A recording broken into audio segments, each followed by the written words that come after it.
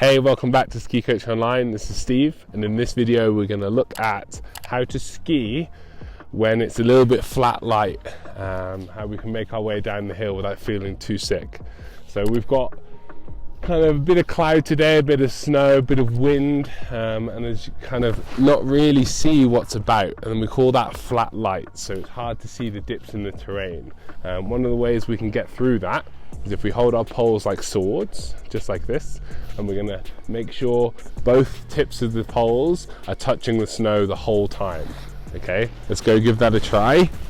So as I'm going, I'm going to take off, both poles are on the snow like this, and as I start to move around the corner, it just gives me an extra little bit of a feeling of where the ground is.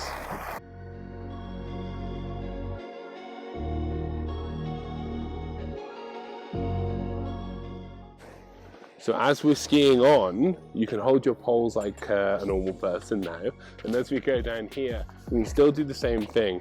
It's more so that downhill pole, make sure that one's touching the snow. That way then I give myself enough balance towards that outside ski, so I can stay balanced around the whole corner. Here we go, let's give it a try. So I'm going off here, I've got that outside pole, still got that same feedback from the poles as I'm going.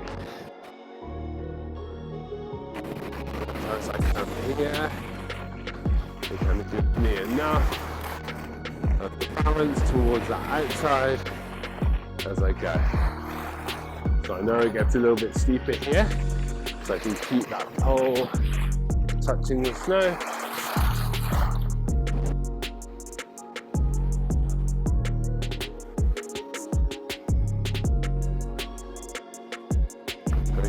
And it comes to a stop just here. Great.